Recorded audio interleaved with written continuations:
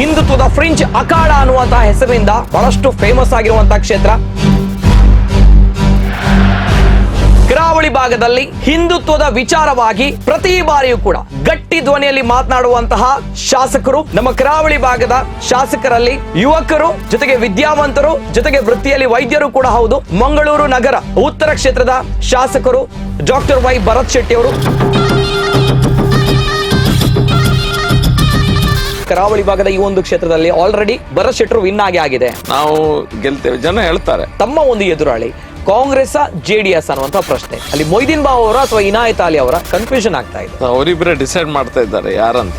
ಎದುರಾಳಿ ಯಾರಂತ ನೋಡ್ಲಿಕ್ಕೆ ಹೋಗ್ಲಿಲ್ಲ, ನಮಗೆ ಬೇಡ. ಹಾಗೆ ಮೊಯ್ದೀನ್ ಬಾವ್ ಅವರು ಕಾಂಗ್ರೆಸ್ ನಲ್ಲಿ ಇದ್ದಿದ್ರೆ ಭರತ್ ಶೆಟ್ಟರಿಗೆ ಸ್ವಲ್ಪ ಟಫ್ ಫೈಟ್ ಸಿಗ್ತಾ ಇತ್ತು. ಮೊಯ್ದೀನ್ ಬಾವ್ ಅವರಿಗೆ ಕಾಂಗ್ರೆಸ್ ಸೀಟ್ ಕೊಟ್ಟಿದ್ರು ಸಹ ನಾವು ಅವರನ್ನ ಸೋಲ್ಸ್ತೇವೆ ಬಿಜೆಪಿಯಿಂದ.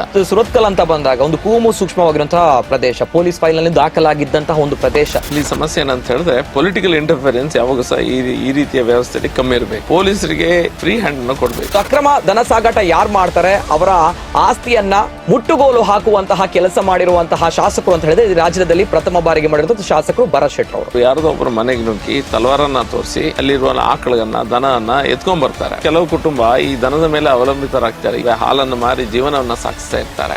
ಅಂತವರು ರಸ್ತೆಗೆ ಬೀಳುವಂತ ಒಂದು ವ್ಯವಸ್ಥೆ ಸಾಧ್ಯದಿಂದ ಆಗ್ತದೆ. ನಾವು ಗೋಮಾತೆಯನ್ನ ಪೂಜಿಸುವಂತ ಒಂದು ಸಮಾಜ, ಗೋಹತ್ಯೆ ಆಗಬಾರ್ದು ಅನ್ನುವಂಥದ್ದು ಒಂದು ಕಾನೂನು ಇದೆ. ಆ ಕಾನೂನ ನೀವು ಬ್ರೇಕ್ ಮಾಡ್ತಾ ಹೋದ್ರೆ ನಾವು ಕೈ ಕಟ್ಟಿ ಕೂತ್ಕೊಳ್ಳಿಕ್ಕೆ ಸಾಧ್ಯ ಇಲ್ಲ. ಹೇಗೆ ಈ ಒಂದು ಡೇರಿಂಗ್ ಆಗಿರುವಂತ ಸ್ಟೆಪ್ ಗಳನ್ನ ಕಳ್ಳನನ್ನ ಹಿಡಿಲಿಕ್ಕೆ ಹಿಂದೆ ಮೊನ್ನೆ ನೋಡಿದ್ರೆ ನೀವು ಎದೆಗಾರಿಕೆಯನ್ನ ತೋರಿಸ್ಲೇಬೇಕು. 10,000 ಫೋನ್ ನಮ್ಗೆ ಥ್ರೆಟ್ ಬರ್ತದೆ, ಅದು ಬರ್ತದೆ, ಇದು ಬರ್ತದೆ, ಅದು ಇದ್ದದ್ದೇ. ಥ್ರೆಟ್ ಕೊಡೋರು ಫೋನಲ್ಲಿ ಮಾಡೋದಿಲ್ಲ, ಎದುರು ಒಂದು ಕೊಡ್ತಾರೆ. ಹಾಗೆ ಅದಕ್ಕೆಲ್ಲ ನಾವು ಕೇರ್ ಮಾಡಿದ್ರೆ ಆಗುದಿಲ್ಲ.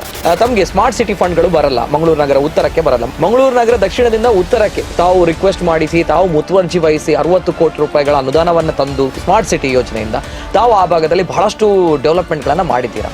ಒಬ್ಬ ಶಾಸಕ ಇಚ್ಛಾಶಕ್ತಿ ಇದ್ರೆ ಇದನ್ನು ಕೂಡ ಮಾಡಬಹುದು ಅನ್ನುವಂಥದ್ದು. All rules are flexible. You need not break the rules. ನಮ್ಮ ರಾಜ್ಯದಲ್ಲೇ ಪ್ರಥಮ ಬಾರಿಗೆ ಸ್ಮಾರ್ಟ್ ಬಸ್ ನಿಲ್ದಾಣವನ್ನು ತಾವು ಮಾಡಿರುವಂತದ್ದು. ತಮ್ಮ ಬಿಜೆಪಿಯ ಭರವಸೆ, ಕಾಂಗ್ರೆಸ್ನ ಗ್ಯಾರಂಟಿ, ಏನ್ ಹೇಳ್ತೀರಾ ಸರ್? ಹೇಳ್ತೇನೆ.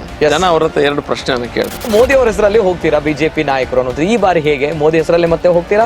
ಒಂದು ಇಮೇಜ್ ಅಲ್ಲೇ ನಾವು ಕೆಲಸ, ಅವ್ರು ಹೇಗೆ ಕೆಲಸ ಮಾಡ್ತಾ ಇದ್ದಾರೆ ಅದೇ ದೃಷ್ಟಿಕೋನ ನಾವೆಲ್ಲರೂ ಸಹ ಕೆಲಸ ಮಾಡ್ತೀವಿ. ದೇವರ ಅವತಾರ ಅಂತ ಹೇಳಿದ್ರೆ ಖಂಡಿತ ತಪ್ಪಾಗಲಿಕ್ಕಿಲ್ಲ. ಹಿಂದೂ ಸಂಘಟನೆ ಬಜರಂಗ ದಳವನ್ನ ಬ್ಯಾನ್ ಮಾಡ್ತೀವಿ ಅನ್ನುವಂತಹ ವಿಚಾರದಲ್ಲಿ ಹೇಳಿರುವಂತಹ ಹೇಳಿಕೆ 100% ಈ ವಿಷಯದಲ್ಲಿ ನಾವು ಬಜರಂಗ ದಳ ಪರವಾಗಿದ್ದೇವೆ. ರಾವಣ ಹನುಮಂತನನ್ನ ಬಜರಂಗ ಬಲಿಯನ್ನ ಕಟ್ಟಿ ಹಾಕ್ಲಿಕ್ಕೆ ನೋಡಿದ, ಇಡೀ ಲಂಕಾ ದಹನವಾಯ್ತು. ಕಾಂಗ್ರೆಸ್ನವರು ಬಜರಂಗಿಯನ್ನ ಕಟ್ಟಿ ಹಾಕ್ಲಿಕ್ಕೆ ಹೋದ್ರೆ ಇಡೀ ಕಾಂಗ್ರೆಸ್ನ ದಹನ ಸಹ ಅದೇ ರೀತಿಯಲ್ಲಿ ಆಗ್ತದೆ.